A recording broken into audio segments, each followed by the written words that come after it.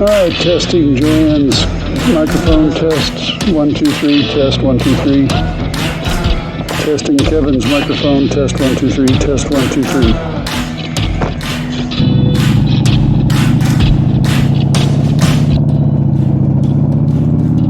Well, do you want to tell everybody where we're going?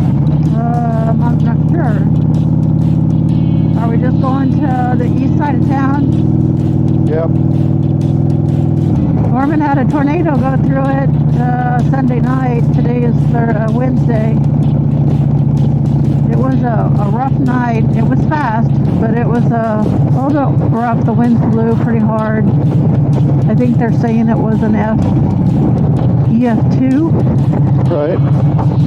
So the highway Highway 9 that runs out there just recently got reopened, finally. I think it was yesterday or today, last night or this morning. Anyway, there's a lot of damage, I guess, that was over there, so thought we'd ride over there and look. And I believe there's a Godfather's Pizza over there that we need to order a pizza from, and that'll be our supper. We need to investigate that Godfather's Pizza for sure. Yeah. So,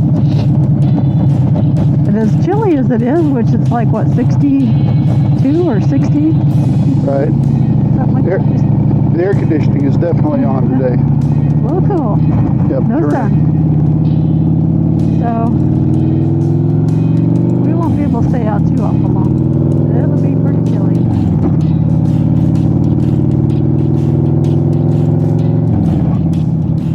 This is another of our series of tests. We're trying to connect our 360 camera to a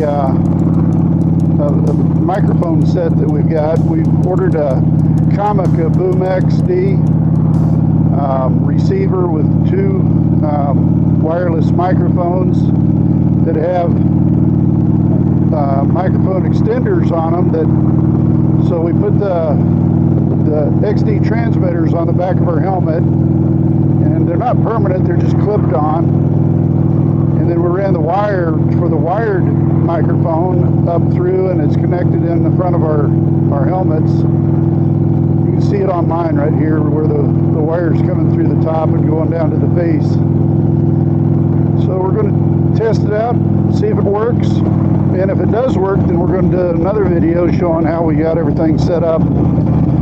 For other people who are interested in trying to connect 360 to the helmets without having to go through all that expensive, and I say expensive, a very complicated method that some people are doing, where they're buying a certain kind of wire for this and a certain kind of wire for that, and then they connect it through their helmet microphone and through their Cardo, and they do this and they do that. I can use the Comica separate from the helmets. I don't have to have it all together. I can just pull the Comica off, and if we go to an event with grandkids, we can have the transmitter with us with the camera, and have the mic on one of the grandkids during their program. But maybe that might be a little fun. So we got a little bit of versatility to it. It's just not connected solely to our helmets.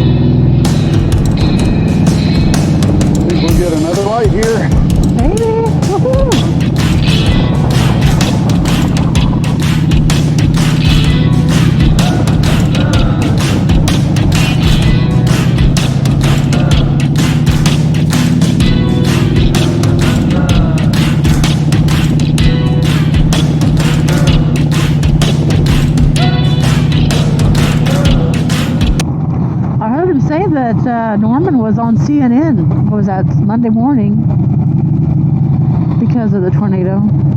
Yeah, apparently Oklahoma had the largest number of tornadoes in February history on that one day. I don't remember what the total was 25 or 27? Maybe? Yeah, something like that.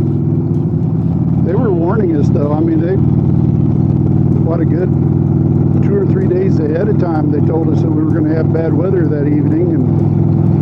And then starting about midday, they started telling us that there was going to be a line of thunderstorms that come across that was going to produce bad weather. And then about 6 hours before it got here, they actually put out a warning that said it was going to be a derecho, a straight line wind event with winds over 100 mile an hour. And then along that line there could be a possibility of tornadoes, and sure enough, that's what came through. The good thing is that somehow the storm split. It came down here on the south side of Norman and damaged these people's property down here, and there's 12 people hurt. And then the other part of it went into Oklahoma City, but where we live on the north side of Norman, because it split, it took away the wind. We didn't hardly have any wind. We had some hail, yeah, but the wind was only, I mean, for Oklahoma standards, 30 mile an hour wind is a normal day, and that's about what we had. There's some houses over here that are missing some parts. Oh yeah. Yep. This is where it come across right here. Mm-hmm. Look at this car right beside us with all the insulation on the back of it. That. Oh, are you okay? Yeah. I just want to make sure I was in gear. Oh, the fence is down. Right.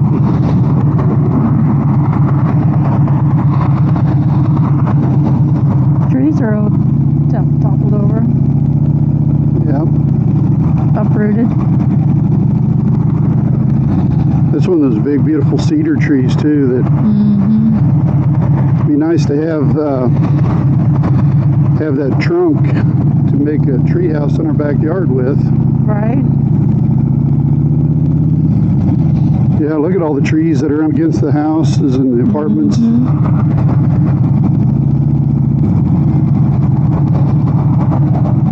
And they're patching the roofs for now. Yeah. Supposed to have another weather event tomorrow. There's another car that has insulation all over the back of it. Wow. So this one here too. Yeah.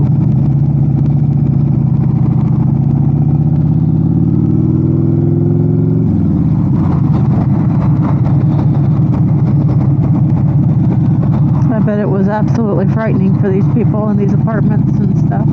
Yep. I know I would be scared. But it happened so fast. They were traveling like it, they said 65 miles an hour. So my friend that lives just right down here about a mile south, Kimberly, she said that the sirens didn't go off until after the tornado already passed. Oh, really? Yeah, she said she got a weather alert on her phone that said a tornado at Gouldsby. And I think that was from one of the radio or the television stations, like Channel 5 or 9. One of them was over here, and they witnessed it. So she got her kids and went down into the storm shelter. And they were down in the storm shelter, and they could hear a lot of noise going on with the wind. And then the sirens went off. But it had already passed by the time the sirens went off. Well, Samantha said, our daughter said that she heard the tornado sirens go off, and then they could hear fire trucks, like siren after siren after siren. It was just like a steady flow of sirens. Right.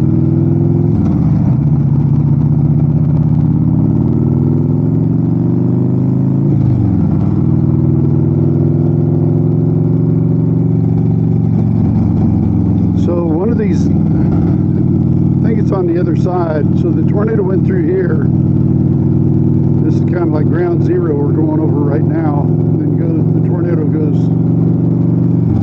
east-northeast right along beside the highway here. And then there's another neighborhood over here. One of the football players for the University of Oklahoma owns a home over here, and it was destroyed. Oh, look over on the right-hand side too. That tornado must have been pretty wide because you can see. Oh, look, yeah. Yeah.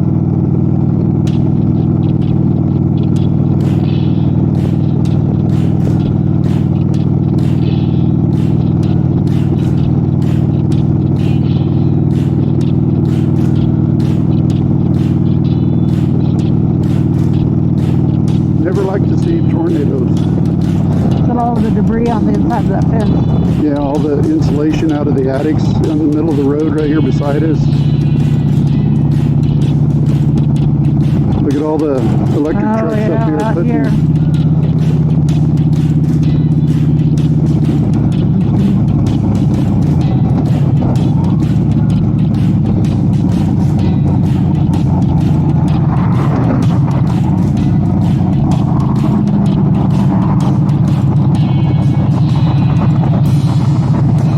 Apparently in this office complex up here, they had people that were in there that were injured, and they were trying to get them out, but the way that the electric lines fell down all the way around it, and there were live electric lines, nobody could get to them.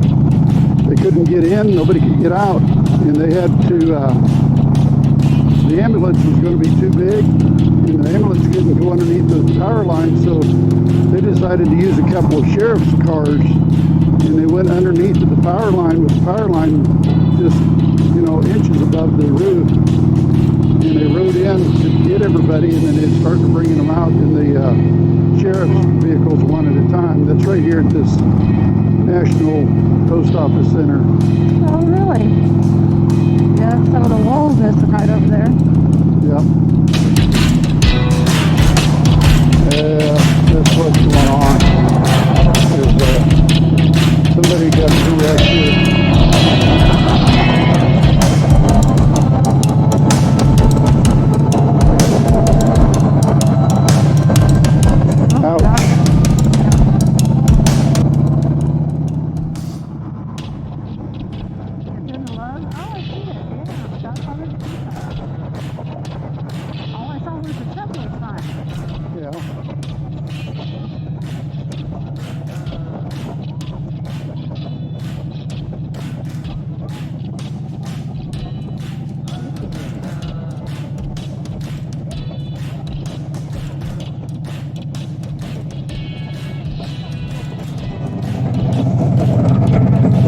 Exit only.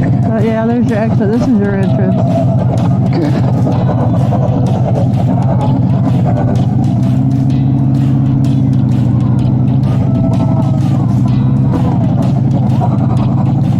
Little square body.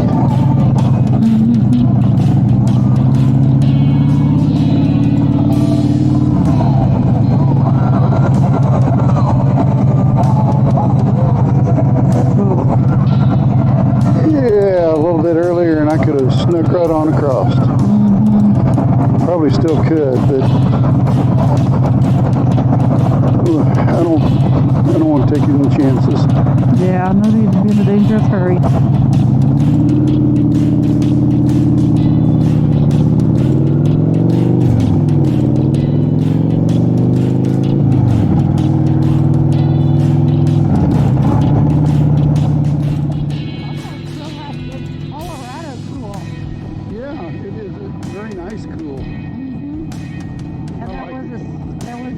Back there of evergreen, and it was, for a second I thought we were in Colorado. I was like, what? Where did we go? We were just going for pizza. We ended up in Colorado.